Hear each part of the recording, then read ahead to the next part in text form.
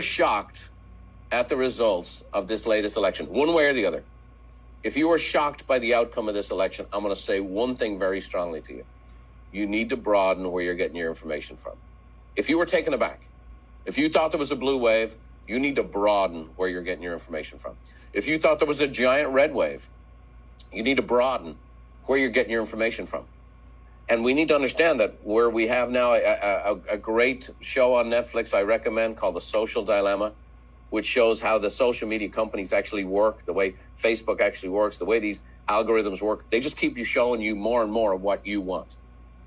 And so you can get very, very, very much positioned into one spot. So if you were shocked by the results of this last election, the number one fact I can give you, the one thing to take from it, no matter what, is I need to broaden my horizons. I need to diversify my horizons on where I'm getting my information from. Why? Because it inflects our perspective, our mental well-being, and it sets up expectations.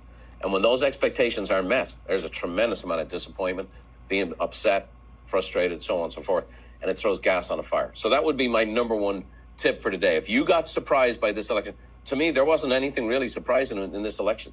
It was always going to be close. What I will say to you is this: America is about 40% center left, about 40% center right. And I'll show that with some of the results of the elections today.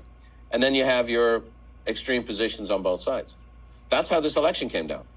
That's why there was no blue wave or no red wave. The country is kind of like that, not like that. That's how it's presented. That's what's on social media, because that gets clickbait, that gets headlines, that keeps people watching. And it's all extreme and name calling. So what do we know is that the market likes divided government. The stock market especially loves divided government. By the way, the stock market just hit 30,000. 4 years ago, the market was at 19,000. The stock market hit 30,000 today. The stock market likes divided government, and the stock market likes vaccines, by the way. But here's an example. Here's the one example you can find of how CNN and Fox agreed on one thing. And on just a few days after the election, the Dow surges 550 points because investors like divided government. Fox, why Wall Street likes a divided government. I invested on the day of the election a lot of money in the market, and the market was at about 26,000. And I knew there would be confusion. I thought there would be a lot of legal challenges. I thought we wouldn't know what the election results were for a couple of weeks. And by the way, everything was pointing to that. There's no surprises in any of this. But here's the surprise. The surprise is if you were able to go from 26,000 to 30,000 with your stock portfolio. You see, you're able to make money when you're not just sucking in information from one politicized source. That's what I want to do for you. That's what I do for myself and my own family. That's what I do for my own company. That's why it's very expensive to engage in partisanship in such a way that your perspective on things is clouded. When you become caught up in vitriol and calling the other side names and this thing. Here's the thing. Let's think about it. I have 6 kids.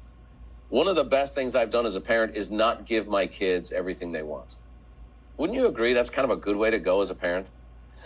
Wouldn't you agree as an adult, not getting everything you want is a good thing? Do you believe that? I mean, I know you want to eat dessert all the time. So do I. I want to have it for breakfast. But when I give in to that, it doesn't do well for my health or my weight or my outlook or my mood, up and down.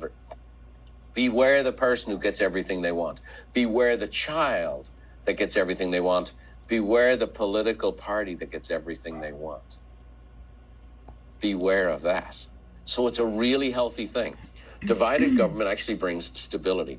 Divided government means whether these people like each other or not, they're going to be forced to sit in a room and work things out. They're going to have to negotiate. They're going to have to work through. And here's the thing. None of us like compromise. None of us like divided government. We all want our positions to win out, even deeply held positions. The truth of the matter is, and I did a podcast on this very subject, America's an eagle. It needs a left wing and a right wing. Otherwise, if just one wing, you fly around in circles until you pivot into the ground. Throughout human history, any one society that had one dominant philosophical view always failed and ended in catastrophe. And whether you go look through the different cultures and you look at the socialism and the communism, where they had one specific thought and one Pacific ideology, it always ends in disaster.